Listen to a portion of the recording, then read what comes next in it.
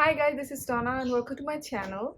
So today we are going to be discussing about 3 mistakes that you shouldn't be making, and the 3 mistakes that I'm going to be talking about today is basically for the people who are at the beginner level of learning English or at the intermediate level of learning English. But if you're good at English already and you're at the kind of you know how to speak and all of that, all of these tips or mistakes might not be applicable for you. I have seen a good amount of people, actually a lot of them, getting very interested or getting very kind of into learning an accent while learning English, or even if they're at the beginner level or at the intermediate level.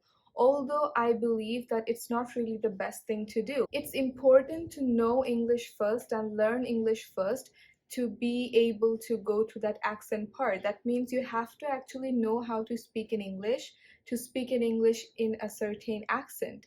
And accent is something that is very overrated, and I believe many of you know at this point. The only thing that really matters at the beginning that you have to really focus on is the pronunciation.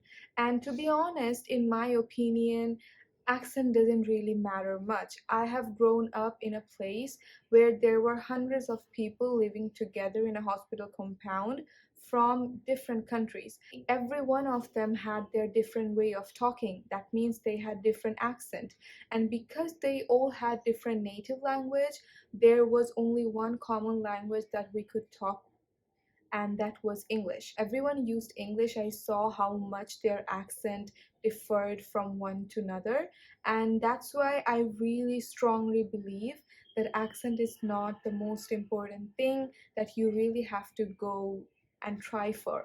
And I'm saying about this because I have seen that at the beginning of learning English, although it's the very beginning phase or even if the intermediate phase, people are very much tensed, and people get very upset about their accent rather than how much actually English they're learning. So to be honest, it's not something that you should be upset over. It's just not worth it.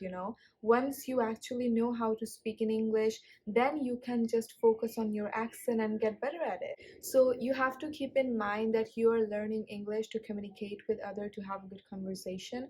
So try to focus on the pronunciation at the beginning, and eventually when you're actually being able to talk in English less or more, and you feel like, okay, I can take my accent to another level, or I like this accent, I can use it in everywhere, people are going to like it and people are also going to understand it, then you can practice on that certain accent.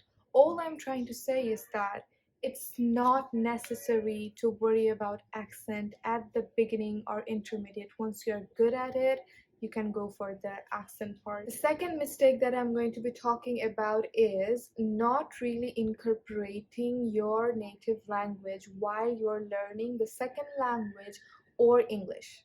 Okay, so one thing that I have seen everywhere with my teachers and ones that I'm teaching, and even on online platforms in the books, is that they don't talk much how much my native language can help me learn a second language. But to be honest, your native language can help you a lot to learn a second language or even English.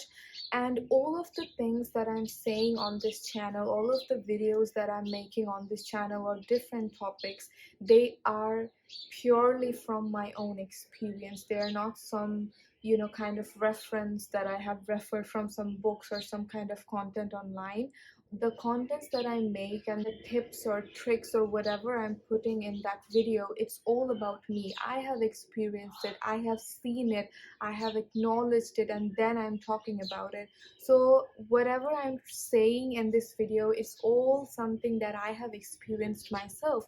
Yes, it's true that I read many self-development books, I read books on language learning and all of that, but it's just to understand what other peoples are doing, how are they learning, and I try it myself. Only if it works for me, only then I talk about it with you guys. And I even ask you people that what's working for you. I even post on Instagram and Facebook stories asking from people what's working for them and what's really helping them to learn new things and all of it. So I hope that you understand from where I'm coming from, and the whole this native language thing, it's not something that I have really seen anywhere on the internet, or I have read about it from any books. But there is one thing going on all over the internet, especially on YouTube. I have seen my favorite YouTubers talking about it, is that creating second brain consisting your second language. Creating a second brain means that second brain is going to process only in your second language. We generally translate our first language or our native language to that second language and then give an output. So the output is a whole lot of process that's happening in our brain. But the second brain thing that people are talking about is that whenever you want, you are creating that brain where the whole process is happening only in the second language. And that's only possible when you know the second language very well. If you're able to create this whole second brain thing, then that means you're almost as good as the native speakers. So it takes a lot of time, and it's something that you have to think about a lot later of the journey of learning any language, whether it's English or anything else. But it's important that you keep in mind that at the beginning, when you're a beginner of learning English, it's very important that you incorporate your native language into your English learning. Because I have been teaching English for almost 4 years now, so I have had students that are older than me, and I have seen that whenever they are starting with their journey, whenever I'm taking the lessons and all of that, I'm giving them exercises on a regular basis, they get very overwhelmed and they get very confused, they feel very lost. And you just sense it from your students that they are not enjoying the lessons, they are not comfortable with the lesson. Everything is new to them, and they also express it. Because I'm very, very friendly with my students, and because they're elder than me, I also try to learn a lot from them. So I try to ask them that how are you feeling about it. They tell me that I actually feel very lost, I feel like everything is very new. So the thing that I did was that I incorporated a few exercises of translation in their daily exercises. That means I'm giving a paragraph in their native language, and I just tell them to translate the whole thing into English. And I believe that really helps them a lot. It's a very, very familiar thing, their own language. They just feel very relaxed while doing that. They just feel like it's a game, because they already know a part of it and they just have to bring an output. So the translation thing really helps in a lot of ways. This is the whole thing that happens that I'm talking about, basically the way you can actually learn at the beginning. But eventually, when you are at one point, you have kind of passed the intermediate level, and you just don't want to be the person who is translating in their head from one language to another. At that point, you have to think about this second brain theory. Just let me know in the comment section below if you want me to talk about it more. The third thing that I'm going to be talking about is not being consistent. I mean, it's a very, very boring topic. Consistency is the most boring topic, because it's boring to you guys, because it's a well known fact, but we don't do it. We procrastinate. And another thing is that I have talked about it in most of my English teaching videos or English related videos. But let me tell you, consistency is the most important thing. Like, consistency is literally replaceable. There is nothing that I can help you with if you're not consistent, period. Like, there are no tips, no tricks, no mistakes, no development if you're not consistent. Consistency is something that I have talked about a lot in my previous videos, and I'm going to talk about it today again because it's the most important thing. If you're not consistent, there is no way you're going to have any kind of growth. Suppose you practice English today for 5 hours straight. We are dedicated.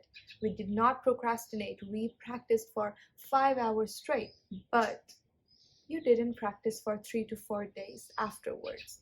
So 3 to 4 days, no practice. You were thinking like, oh, I practiced for 5 hours straight. But after that 3 to 4 days, when you come back to that fifth day, you forgot everything that you practiced. Everything. So whatever progress you had, it was for nothing. It got really poof. It just went up to the air. So you are at the beginning level again.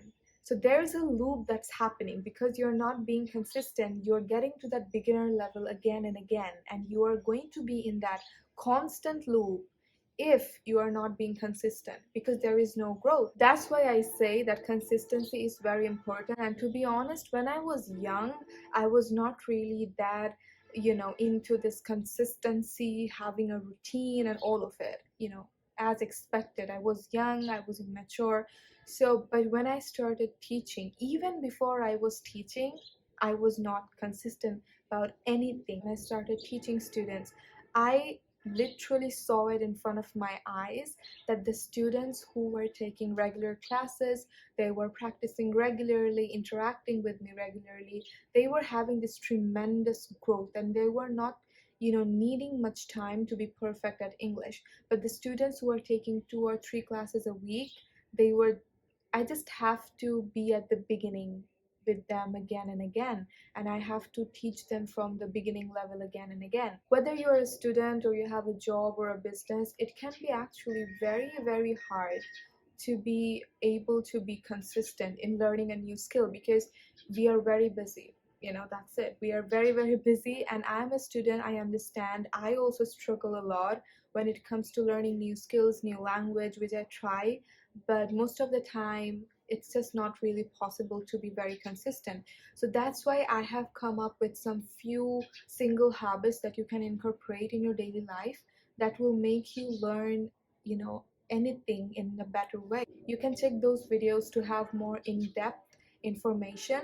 But one thing that I'm going to say today is, because we are talking about English, you can incorporate these language apps in your phone. Maybe you're on a subway, maybe you're waiting for someone, you're in a cafe, or maybe you're having your lunch, you're just sitting, lounging around, doing nothing. For those 5 to 10 minutes, you can just open the app and, just practice a lesson. It's just very easy going thing, and it's just very, very efficient because you don't really have time for the rest of the day. And having these small time chunks in your daily life really, really can boost your learning, because no matter how much you're learning it every single day, you're relating to it every single day, and it kind of gives you the self satisfaction that I'm very busy, but I'm showing dedication for something that I really want to learn. So I hope all of these tips, tricks, and the mistakes that I talked about, you are going to stop making these mistakes, and you're not going to make these mistakes if you're a beginner or an intermediate level learner. I hope to see you soon. I hope you like the video. If you like the video, please give it a thumbs up, subscribe to the channel, and share with your friends and family. I hope to see you soon. Stay safe and stay healthy.